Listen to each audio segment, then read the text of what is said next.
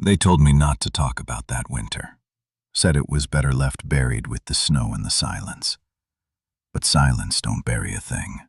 It just presses it down until it starts breathing again underneath. My name's Dale Hargrove. Sheriff, was sheriff, of White Hollow County, Arkansas for 32 years. Folks still wave when they see me in town, like I'm part of the furniture. Like I never left that badge on the kitchen table one night and swore I'd never wear it again. Most people think the world's got rules. They think a gun, a flashlight, and a steady hand can solve anything. But out here, in the hollers where fog rolls thicker than blood and time forgets to move, rules don't mean much. I have been 27 years since that winter. I live out near the river now, alone. Sometimes when the wind hits the pine line just right, it hums like a radio left on low. I tell myself it's just air moving through old wood. But then it says my name. Not real. Real. Not real. I keep saying that, like it's a prayer, like words can keep the dark from noticing you. It started with a call just past midnight, early December of '98. The dispatcher, Mary Ellen, sweet old thing, said a hunter had seen a light flickering in the woods, near the old Waters farmhouse off County Road 12. Nobody'd lived there since before I was born. Power lines didn't even stretch that far anymore. I almost ignored it. Probably kids, maybe squatters. But something in Mary Ellen's voice, it had that edge. That kind that says you're not gonna like what you find. I threw on my coat, radioed my deputy Ricky Dole to meet me by the old logging road. Kid was only 24, fresh out of academy, too young to know what his gut was for yet.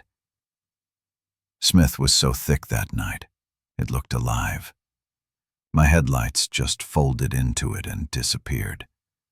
The forest swallowed the sound of the tires. Even the gravel crunch felt smothered.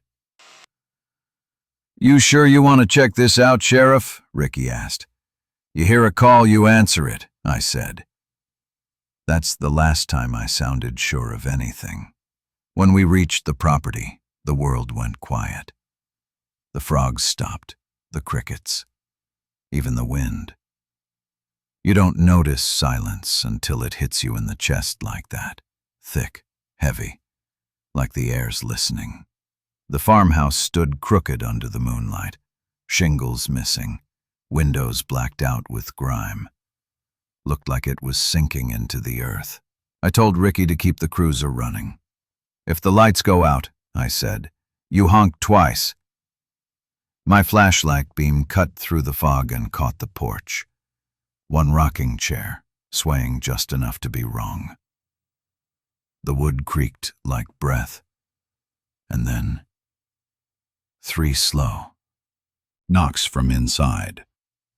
Around White Hollow always said the Waters family disappeared in 1967. Father, mother, 2 kids. Supper still on the table. Radio still humming gospel static. Nobody found a body, not even bones. They said the house was cursed, built over one of the old mine shafts that collapsed decades back. The kind that swallowed men whole and kept the echo of their shouts forever. I used to laugh when I heard that story, but that night, the ground under my boots, it had a pulse.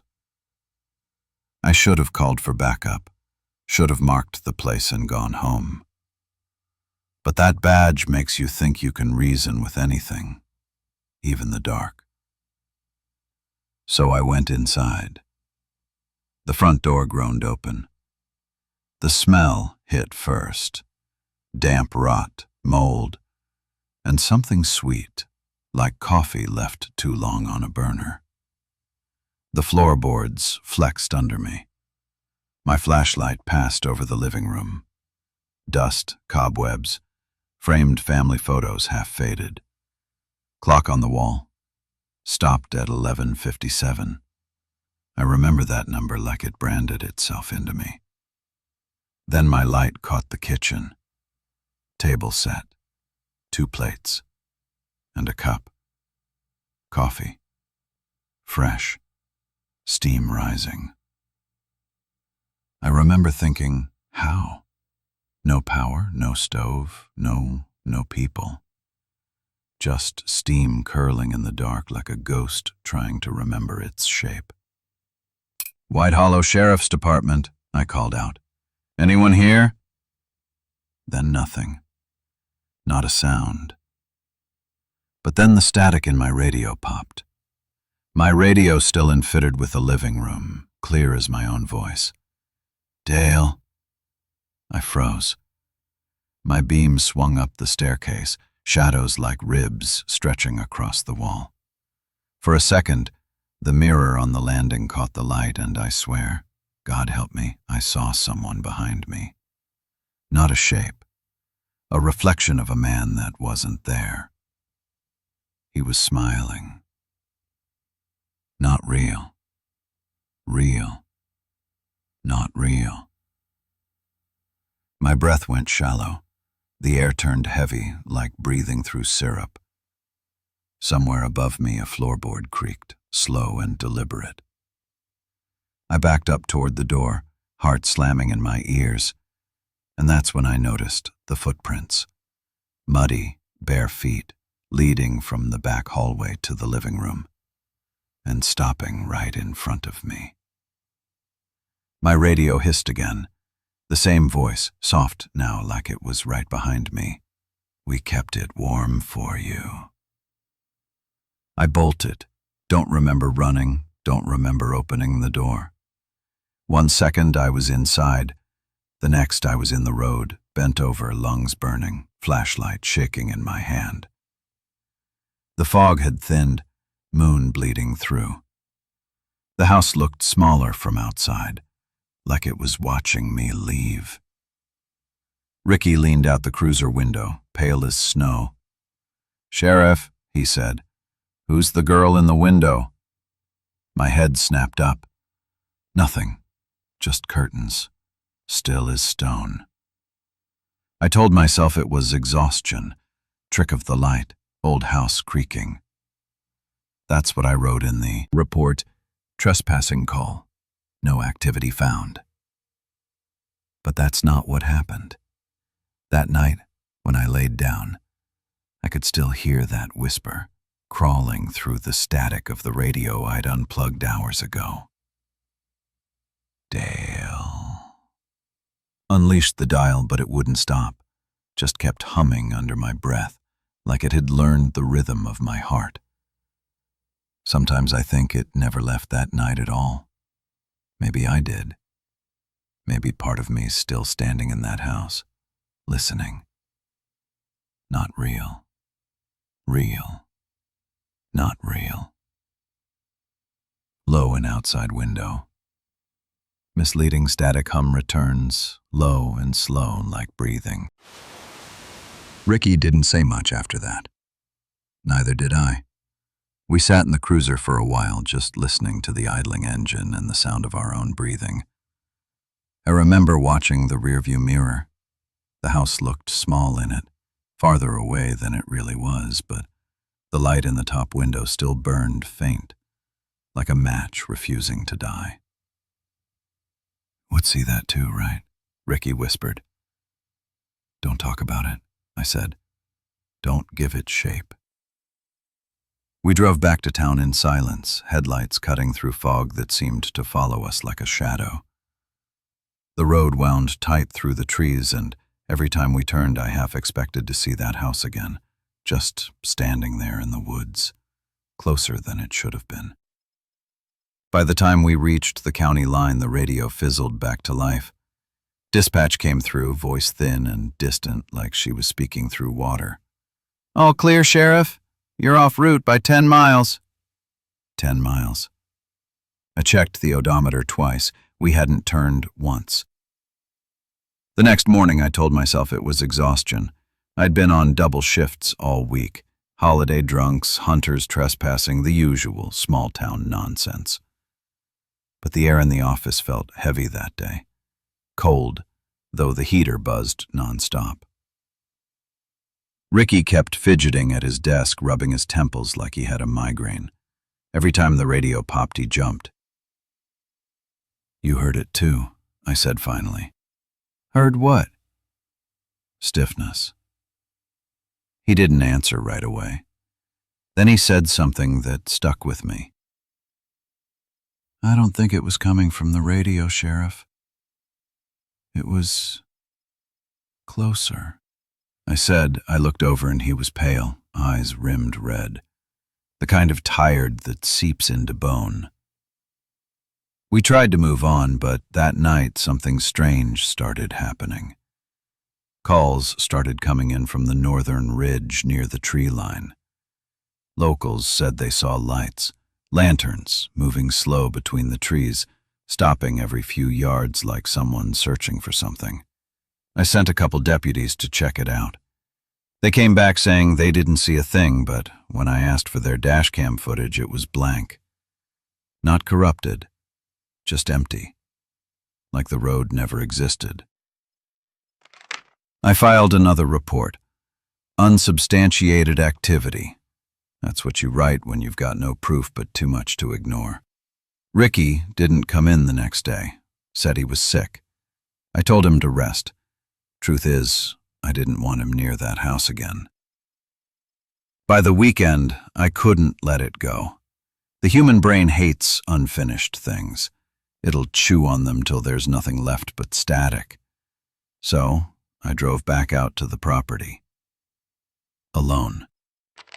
The fog was gone this time, but the quiet was worse. You ever stand somewhere so still, your ears start making up noise? That ringing? That's what I heard, like the world had forgotten to breathe. The porch steps groaned under me again. I noticed something new. A thin line of mud prints leading off the porch into the woods. Bare feet. Same as before, but smaller, like a child's. I followed them. The trail wound deep into the pines where sunlight barely touched. My flashlight beam flickered every few steps. Batteries were new, but it dimmed like something was pulling at the light. The air got colder the farther I went. At one point I swore I heard whispers, not clear words, just shapes of sound, like breath brushing the back of my neck. When finally reached the end of the trail, the footprints just stopped. In the middle of a clearing, no sign of turning back, no sign of anyone. Palestinians, and there, half buried in the dirt, was an old metal badge, tarnished, bent, numbers worn smooth. Looked like a sheriff's star from another era. I picked it up, wiped the dirt off, and the world tilted. The ground seemed to hum, deep, like something stirring underneath. I finally dropped it, but I didn't. I pocketed it. When I got back to the cruiser, the air inside was freezing. My breath fogged the windshield. The radio light blinked, though it was switched off. Then it spoke. "Sheriff." I turned the key, engine roaring to life, static screaming through the speakers. My reflection in the rearview looked pale, eyes darker than I remembered. And behind me, just for a second, I saw something in the tree line. Small, barefoot, still, watching. Migration. Real. Real. Not real. I made it back to the station before dawn. Couldn't bring myself to tell anyone what happened. I kept the badge on my desk, tucked under a folder. But that night I heard it clink against the wood by itself, like someone flicked it with their finger. And right then I realized something I hadn't dared to think before. Mobaus wasn't haunted. It was calling. That house I already answered. And I'd already answered. I didn't Cool's alphabet that night. Every creak of the trailer sounded like footsteps pacing outside. At 3 a.m. I gave up, made a pot of coffee, and sat staring at that old badge I'd pulled from the dirt. The metal looked darker now, oily, almost wet. When daylight came, I decided I had to go back one more time. Curiosity's a sickness in lawmen. It hides under duty until it eats through your ribs. I told me more than. I told dispatch I was following up on the Waters property case. Mary Ellen asked if I'd found anything unusual. I almost laughed. "Nothing but dust," I said. My voice didn't sound like mine. The road to White Hollow was empty, sun weak and low. No. Fog this time, but the air felt bruised somehow, color drained out of everything. When I pulled up to the farmhouse, the porch chair was still rocking even though there wasn't a hint of wind. I stepped inside. Smell had changed. The rot was sweeter now, like burnt sugar. Flies drifted lazy circles in the beams of my flashlight. The coffee cup was still there, but the steam was gone. The liquid inside had turned the color of rust. I touched the rim. It was warm. That's when the radio on my shoulder crackled alive, though I hadn't keyed it. "Sheriff Hargrove." The voice was faint, female, maybe, stretched thin through static. "This is Mary Ellen. Go ahead," I answered. Then a low chuckle. Too close, like it was coming from behind the kitchen door. I aimed the light. The door led down to a cellar I hadn't noticed before. The handle was cold enough to sting my palm. I started down. Each step moaned under my boots. The air grew damp, metallic, like the smell inside a gun barrel. Drip, drip. At the bottom, the beam caught something, shelves of old jars cloudy with age. Floating shapes inside them. Could have been fruit, could have been anything. And scrawled on the wall in charcoal, "Keep listening." My radio flared again. "Dale, are you listening?" Frail around, nearly dropped the flashlight. The voice was right at my ear now, but the air was still. "Who is this?" I shouted. Nothing, just that low hum rising from the floorboards. I looked down, dust shifting around my boots like something breathing underneath. The hum pulsed in time with my heartbeat. Simmons came a sound I'll never forget. 3 knocks. Close. I turned the light toward the shelves. One jar on the bottom row was clear, not cloudy. Inside it, an eye. Human. Wide open, staring up through the liquid. I stumbled backward, hit the stairs, nearly fell. The hum surged to a roar and the light flickered. For a split second, every jar on the shelf had eyes in it, all of them turning to follow the beam. Shock. When the flashlight steadied, the jars were just jars again, dusty, empty, not real. Real, not real. I ran. Back outside, daylight stabbed my eyes. I gasped, bent double on the porch, trying to convince myself I'd imagined the whole thing. The chair had stopped rocking. Then I saw the footprints again, fresh this time, small, muddy, leading from the porch to the cruiser. My door was open. Inside, the radio light glowed red. I picked up the mic with shaking hands. "Dispatch, this is Sheriff Hargrove. Do you copy?" No answer. Just static and breathing. Slow. Wet. Then, "Don't leave her alone." I dropped the mic. The voice was a child's. I slammed the door, started the engine, and tore down that dirt road so fast gravel spat like gunfire. In the rearview mirror, the house blurred, but for a moment I swear I saw someone on the porch waving. Small hand, barefoot, smiling. Back at the station, I locked myself in the evidence room, trying to record what happened while it was fresh. But when I played the tape back, my words weren't there, only silence. Then, faint whispering, like someone speaking underwater. He found it again. He won't stop listening. This, I smashed the recorder against the desk. Pieces flew. The badge fell from my pocket and landed face down. When I flipped it over, the number engraved on it had changed. My badge number. That was the moment I stopped pretending this was a case. It wasn't about trespassers or missing families. It was something older, something that used our voices to dig its way up. That night I dreamed I was back in the cellar. The jars were whispering, lids rattling. Above me the house breathed. Each inhale pulled me upward, each exhale dragged me down. I woke to static buzzing through my teeth, the badge warm against my skin. I went outside for air.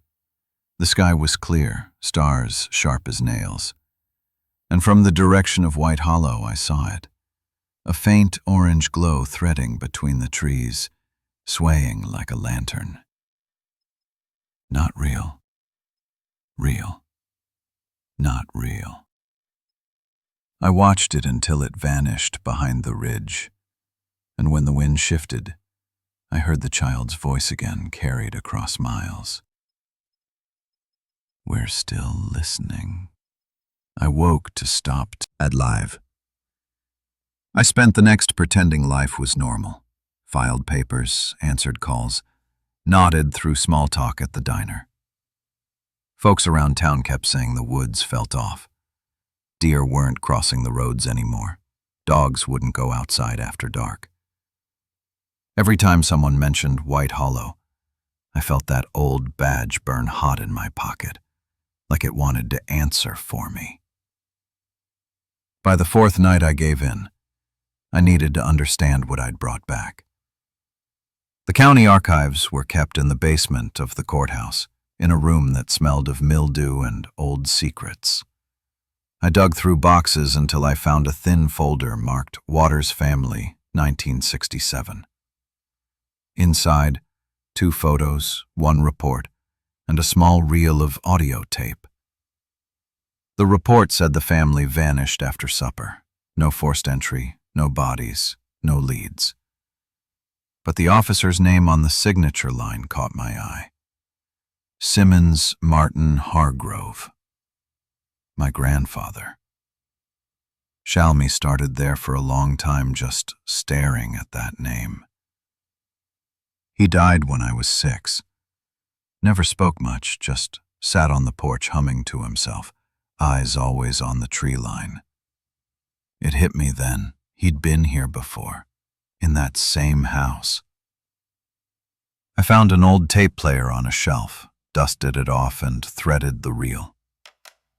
At first, just silence, then boots on wood, breathing. They're still here, my grandfather's voice said, quiet but steady. I can hear them in the walls. My chest went cold.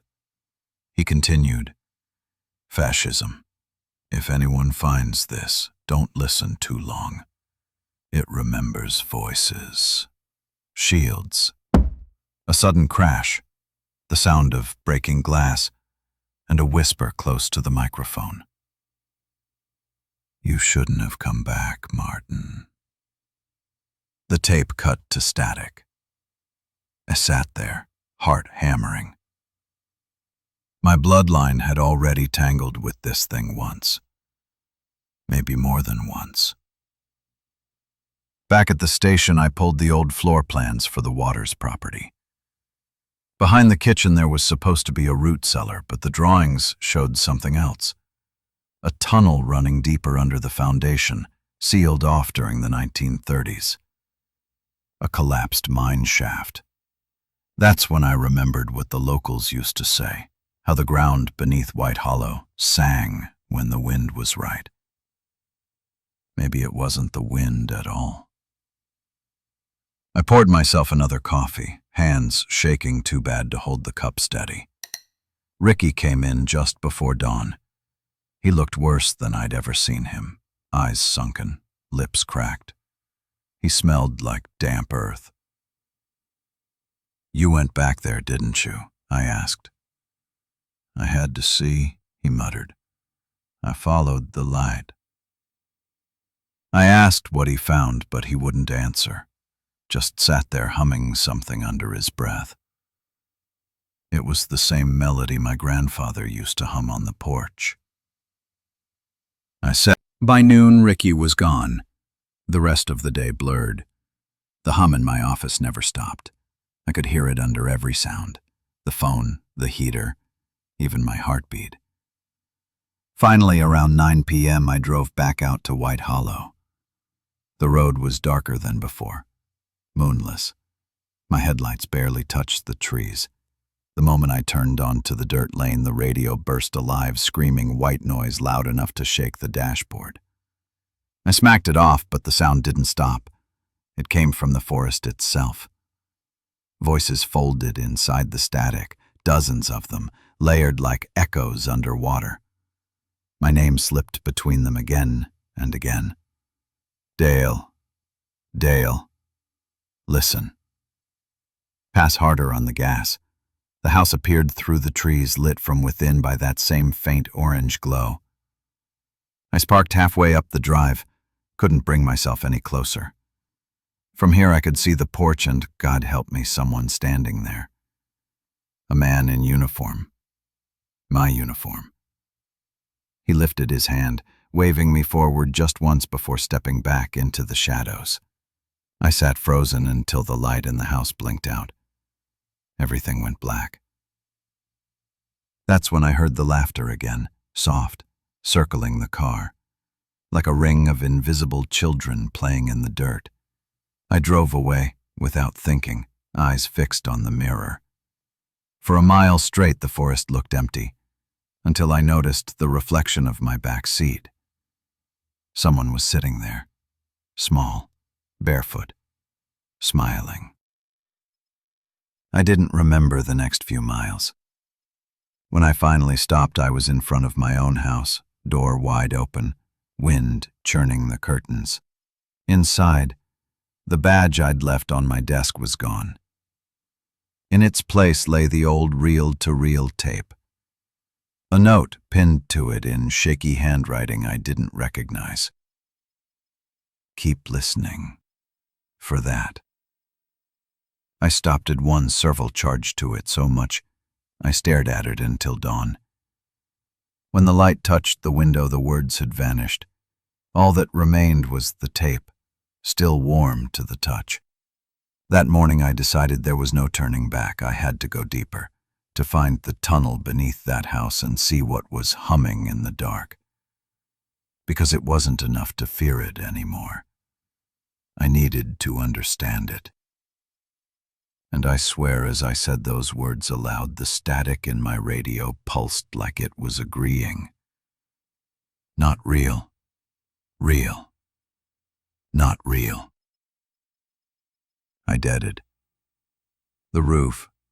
That night the house wouldn't stay quiet. The heater clicked on and off even though I'd cut the power at the breaker. The old tape still sat on my desk.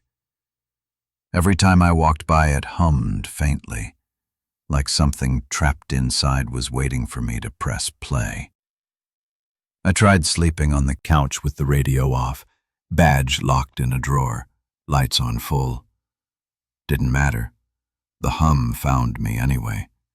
Crawled under the noise of the ceiling fan, into the bones behind my ears. At some point I realized the hum wasn't in the room. It was in me. I woke just before dawn, hand pressed to my chest, feeling each thud echo through the floorboards. The coffee pot was on. I hadn't touched it. Steam curling slow. The smell, burnt sweet, same as that house. And on the kitchen table sat the badge, drawer still locked.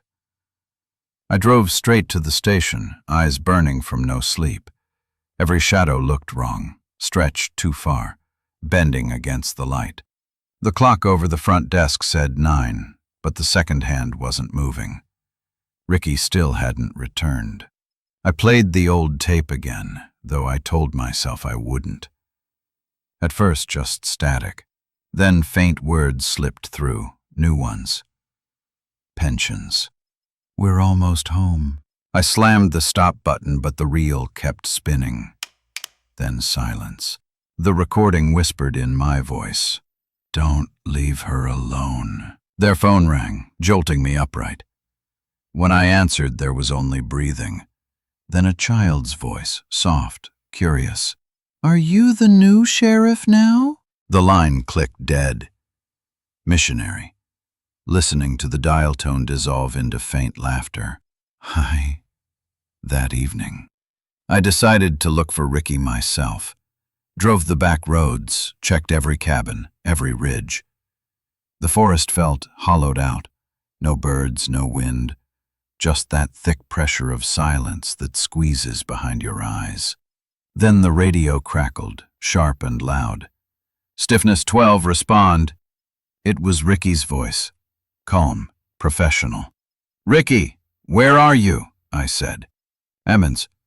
At the house, Sheriff. Found something you need to see." The signal cut before I could answer. I floored it toward White Hollow.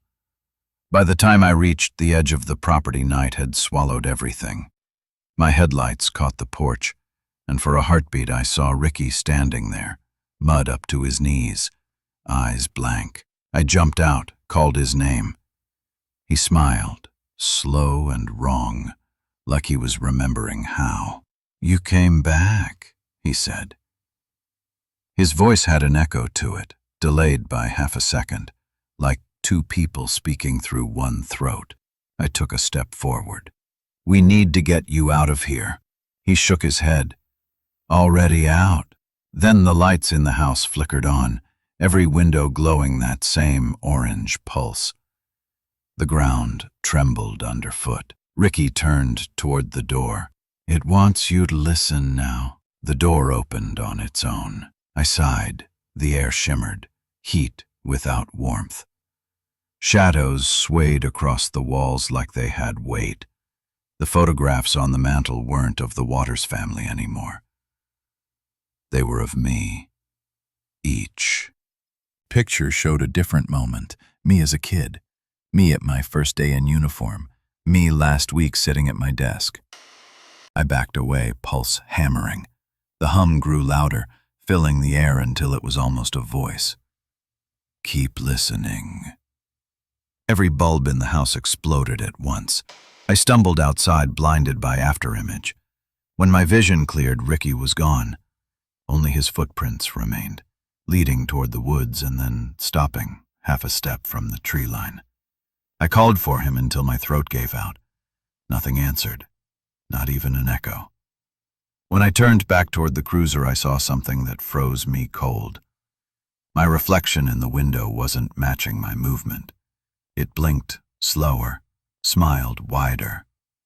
It lifted its hand, and behind the reflection of my shoulder stood a small figure. Barefoot. Not real. Real. Not real. I looked over my shoulder, nothing there. But when I turned back to the glass, the figure was closer, face pressed to mine from the other side, eyes milky and wet. The glass cracked. I stumbled backward, voice warped. "Sheriff Dale Hargrove, you are on record." I drove home without remembering the drive. The recording on my desk was gone. In its place, the county map, lines of black ink drawn through the forest converging on one spot. The Waters property. The badge beside it pulsed faintly with light, syncing with my heartbeat. I sat down hard, palms sweating. The house wasn't just calling me. It was marking me. Through the window, I could see the fog rolling back in, same as that first night. The air buzzed like 1,000 radios whispering at once. I pressed my hands to my ears, but it didn't help. The sound was inside. Not real. Real. Not real. When silence returned, the clock on the wall clicked forward. 1 second, then stopped again. Teeth was 11:57, the same time as the clock in that house. Deep and rhythmic, like breathing. By the time the 3rd week rolled around, I'd stopped pretending to be a sheriff. Couldn't eat, couldn't sleep.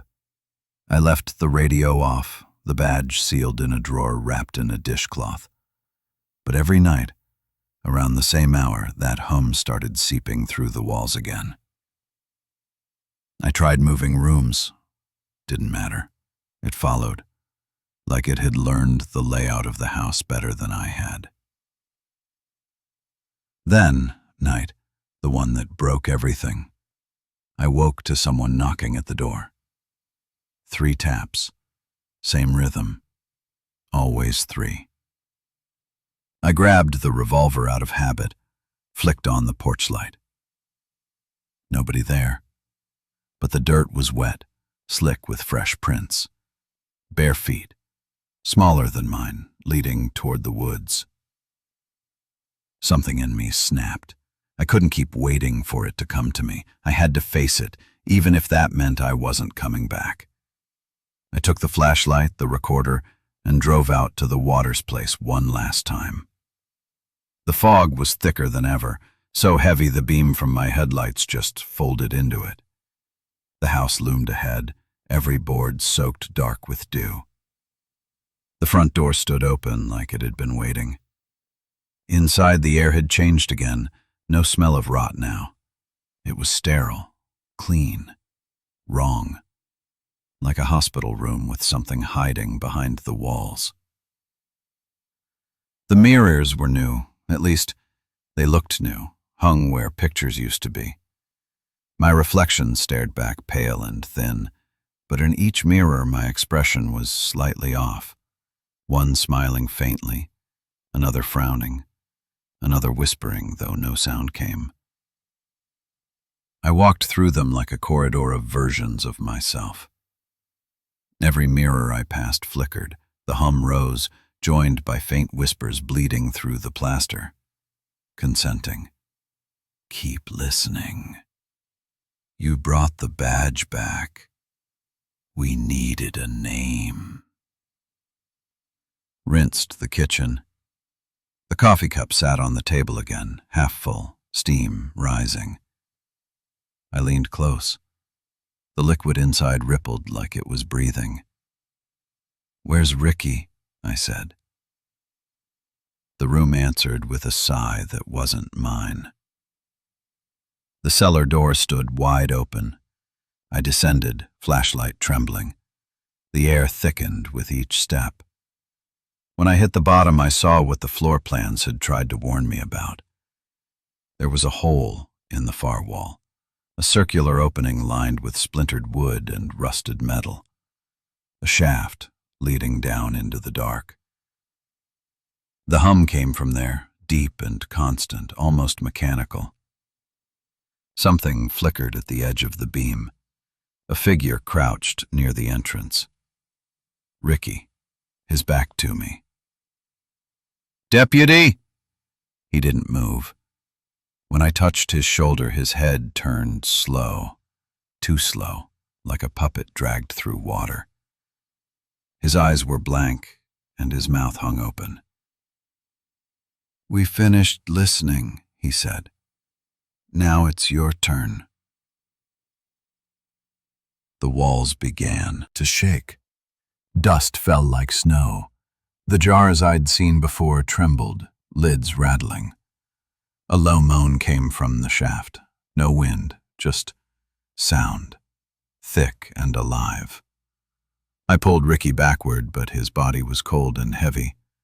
When I looked again, the floor beneath him wasn't wood anymore. It was glass. Beneath it, I could see shapes moving in black water, dozens of faces drifting by. Tensions, all of them mine. Not real. Real, not real. I stumbled back toward the stairs, but the house was folding in on itself, hallways stretching, mirrors blooming across the walls. Each reflection whispered different fragments of my own voice. You left her alone. You opened the door. You never stopped listening. I burst through the front door into open air. The forest swayed like it was breathing with me. The stars overhead flickered in and out, blinking like dying bulbs. The badge in my pocket burned. I pulled it out. It was glowing faint orange, same light as the windows had. I dropped it into the dirt, but it stuck there, suspended above the ground, spinning slowly. From the woods came the child's laughter again, circling closer. I could see small figures in the fog, dozens of them, all barefoot, all smiling. Behind them, the outline of something huge and shifting moved through the trees, shape bleeding into shape, voices layered like echoes of every recording ever made. Dale, Martin, Sheriff, keep listening. Crimson. Arginalized. The fog chased me down the road, clinging to the cruiser like smoke. When I hit the main highway, the static in the radio came alive again, but this time it wasn't words. It was the sound of my own breathing. Emissions. I turned it off. The breathing didn't stop. Then, faint beneath it, a new voice. You can't stop now. You're almost part of it. Siblings flickered. The engine coughed, and for a second, the reflection in the windshield wasn't mine. It was Ricky's, smiling, whispering. Propulsion screamed. The world blinked white, then black. When I opened my eyes, I was back in my living room, sitting at the table, tape recorder running. My voice on the tape was still talking. And then I woke up here, same night, same coffee cup, still warm. Wishing down, steam curled from the mug in front of me. The clock on the wall said 11:57. Not real. Real. Not real. I looked down. I thought I had escaped the house, but the truth hit me like a bullet. The house wasn't a place anymore. It was me. The table is the table said it's been 3 nights since I realized I never left that house. Maybe longer. Time doesn't move right anymore. The clocks still tick, but they never go anywhere. 11:57. Always.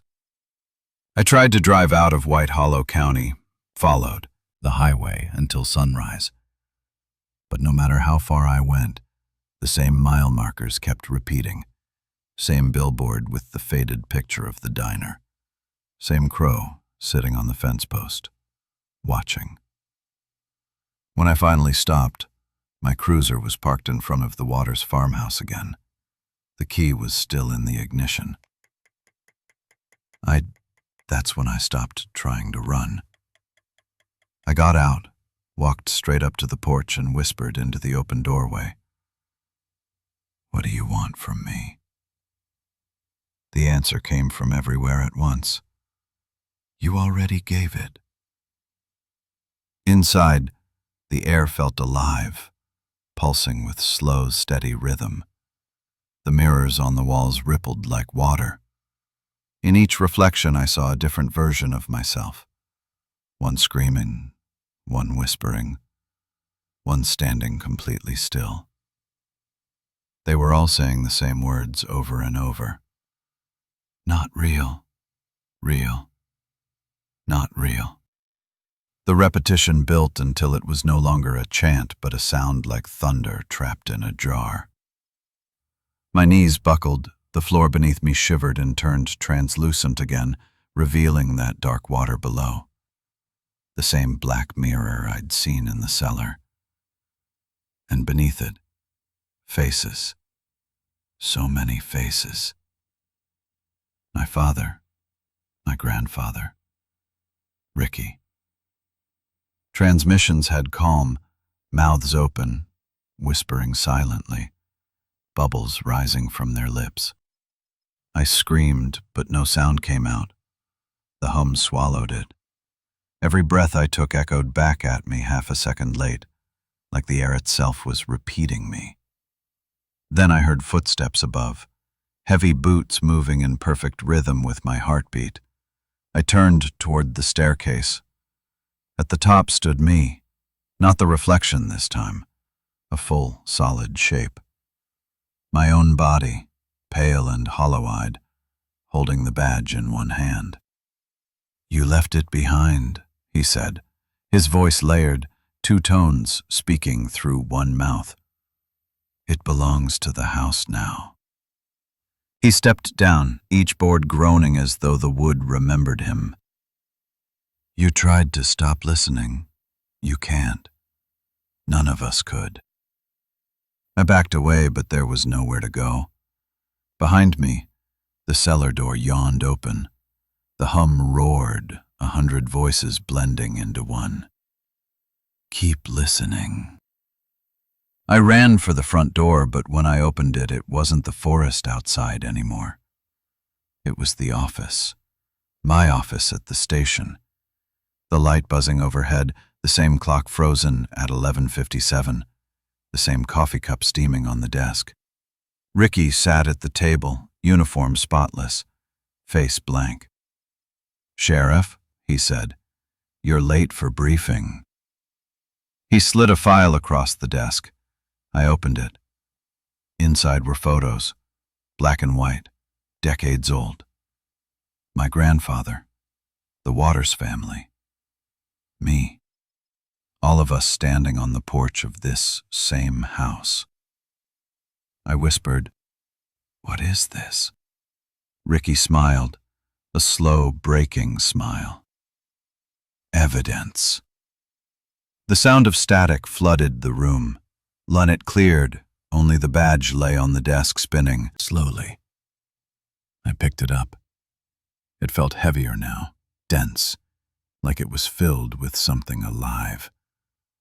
The number on it was gone.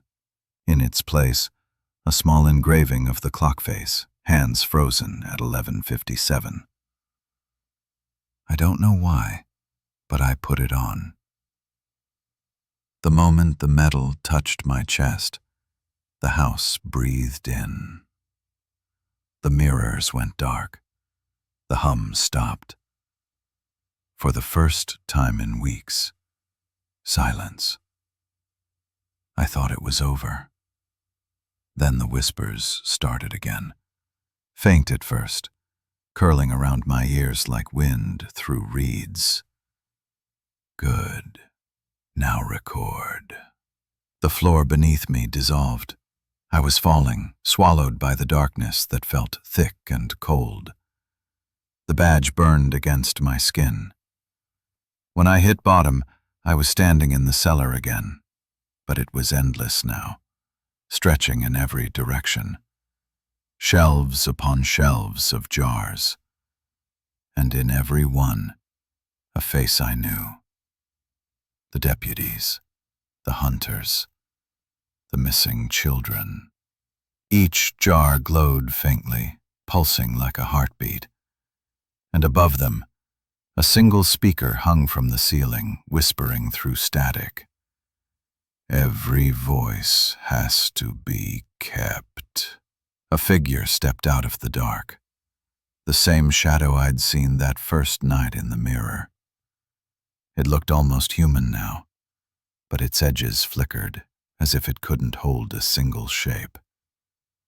It held out a hand, my hand, and in its palm was the tape recorder I'd lost.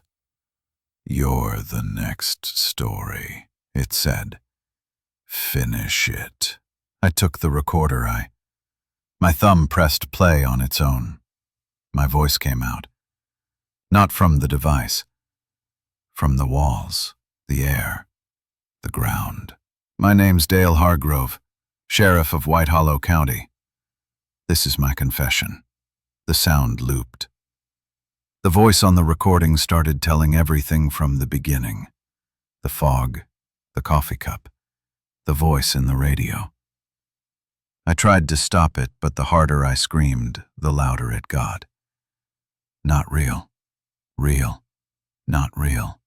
Mischief spilled until indistinguishable. Static floods channel. When the sound finally cut, I was standing in the forest again. The house behind me was dark, silent. The badge hung heavy on my chest. I looked down at my hands. They were trembling, but cleaner somehow, pale, almost transparent. From somewhere behind me came the faint sound of a radio click, then a woman's voice, calm, routine. White Hollow Sheriff's Department. We've got a call about a light in the woods. And I understood. The story was starting again. Not real. Real. Not real. I didn't untrue how not sure how long I've been recording this. The tape runs, clicks, rewinds, and starts again, like it's feeding on itself. My hands move without thinking. My voice sounds older than I remember. Sentenced was when I listen back. It isn't me speaking. The words are the same, but the tone's different. Softer, almost kind. I think that's how it starts. Not with fear, but with surrender. The house is gone now. Burned, they say. A storm took it last winter. Lightning or maybe just rot. The official report says the foundation collapsed into the old mine shaft beneath. Tensions, but I know better. I've seen the way the fog still rises over that hollow. I've heard the static hum when the wind turns north. The earth breathes there, slow and steady, like it's dreaming. And every night around 11:57, the radio on my nightstand flickers to life. No power, no signal, and whispers my name. Dale. I don't answer anymore. Not out loud. They sent a replacement sheriff a few years back. Young guy, full of the same certainty I used to wear like armor. I tried to warn him, but when I opened my mouth, the hum rose up from my throat instead of words. Smith, he just smiled, polite, and left. 2 weeks later, his cruiser was found empty, parked at the White Hollow turnoff. Engine running, radio playing dead air. Inside, the dashcam showed 30 seconds of footage, headlights cutting through fog, a child's voice whispering, "Keep listening." It's 11:57 again. I've learned the pattern now. 3 knocks on the wall. The air goes still. Then the whisper in the static. Always the same. Record. So I do. I sit here in this old trailer with the lights off and let it happen. My voice spills out into the tape like it's being pulled from me. I tell the same story, word for word every night. And when I play it back, I can hear the others underneath. The layers of voices, the echoes of all the ones who came before. My grandfather, Ricky, even that little girl in the window. Smith whisper fits into the next like a chain. Shield sits on the table beside me. I can't bring myself to throw it away. Sometimes it pulses faintly in the dark, like it still has a heartbeat. I used to be afraid of that light, but now it feels familiar. Maybe that's how it wins, by making you miss it when it's quiet. They'll find this tape someday. Some rookie or reporter or college kid chasing ghost stories. They'll play it, and my voice will sound strange to them, too calm for the things it's saying. They'll think it's just another legend from the backwoods, Another lonely old man chasing shadows. But when the hum starts underneath the static, they'll pause. They'll feel it crawl into the room with them, and then they'll understand. I walked out to the ridge last night. The fog was so thick I could barely see my boots. The trees were whispering, that low, endless breath that sounds like the ocean in a seashell. For a moment, I thought I saw shapes moving through it, lanterns swinging, soft light bleeding between the pines. The same lanterns the hunter saw all those years ago. And there, at the edge of the clearing, a small figure waited, barefoot, smiling. She looked at me the way a reflection looks before it moves on its own. "We kept it warm for you," she said. Transmissions. I didn't answer. I just nodded. Because after all this time, I think I finally understand what she meant. Every sound leaves a trace. Every voice, every breath, every secret whispered into the dark. They never vanish. They just sink. The house, the mine, the recordings, they're all the same thing. A place where sound remembers. And once it remembers you, it doesn't let go. The recorder's red light blinks. The air feels heavy again. The hum is close, inside the walls, inside me. If you're hearing this, I need you to do one thing. Don't rewind. Don't replay. Just listen once. And when it ends, don't speak. Then, I know. Just still it with while. I can hear the floorboards bending. I think it's using my heartbeat for rhythm.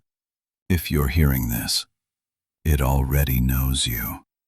You don't believe me, do you? Then maybe it'll show you. Discovered the static deepens, swallowing all sound. Then faint whisper near mic. Keep listening. Static overtakes recording. It fades to nothing.